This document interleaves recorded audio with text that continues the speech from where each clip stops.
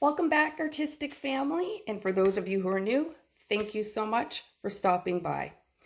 So today's video, guys, is a little bit different than what I normally do.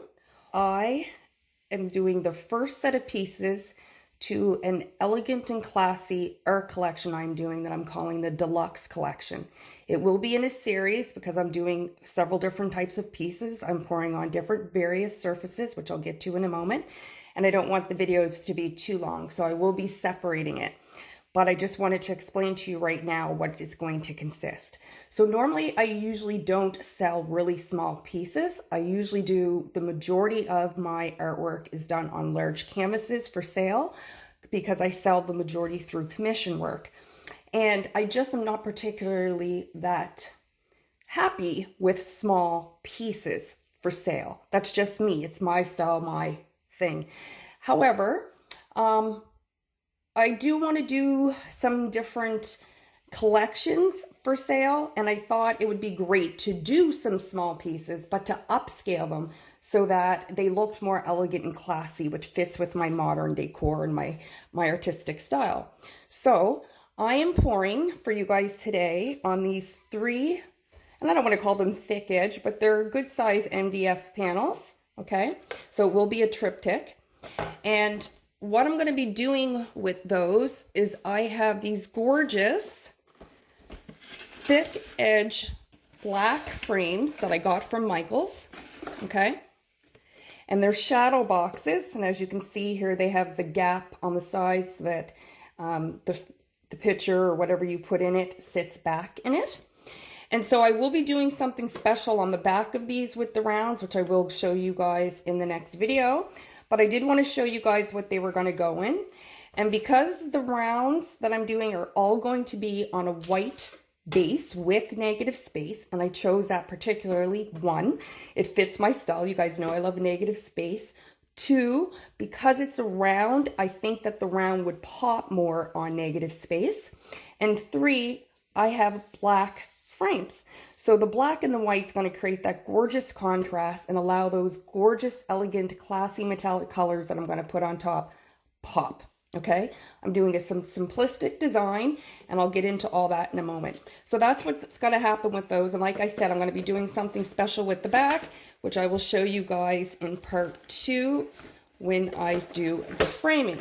So I'm also pouring on these 11 by 14 artist panels. Again, everything here is from Michaels, and they're quite heavy. I'm surprised how they are. So it will be a triptych, or sorry, it will be a diptych. I just have the two frames here. And so these panels are going to be black, stay black, with a black base. And then I also have some small 8 by 8 canvases. So it's like a miniature deluxe collection. So let's get down on the canvas and I will show you what I'm going to do with our 3 rounds. To save time, I've done one for you. All I did was just take some colorful paper. I traced the rounds on it. I cut on the inside of the line to make it smaller, as you can see here. And what I also did was I looked for what I considered to be the back. So here with all of the different grains is what I wanted to be the backing, and so this is what I'll be pouring on. It's the same for all 3. So how I finished it was I just simply put the round paper on here, and you guys can do this with yours, or you don't got to do it at all. You can cover it with whatever you want. And then I just took some painter's tape and I stuck it all the way around. I cut it into 2 because it's quite wide, just to save. And then I just basically took my scissors and trimmed the overhang. I do want my sides finished, okay, but I want the back to be nice and crisp. And I'm not painting the back, I'm just doing something else with the back, and you will see that when I get to the framing portion. So that is how my backs are finished. And now I'm going to clean this up, tell you guys the colors we are using and what my design plan is, and we're going to go ahead and get started. All I have here is Artist Loft Soft Body Black. I have no Floetrol, nothing in it except for my Liquitex Gloss Pouring Medium, water to thin for the right consistency, which is a slight mound. Okay? And same thing, of course, for the gold, which is Precious Gold by Pebeo Studio Acrylics. It's the newest gold I have of theirs. And what I have mixed in with that is just a squirt of DecoArt Decor Metallics, just to give that extra pop of shimmer and shine that I want. And when I varnish, guys, I do have a different application than what I had before, which I used to use. First, I started with a brush. You guys never seen it. Then I did a quick tutorial for you guys with a sponge brush. And it worked well, but it still wasn't as crisp finish as what I'd like it to be. This is close to resin-like, and I have a really new way of applying my varnish, which you guys will see when I do that in part 2.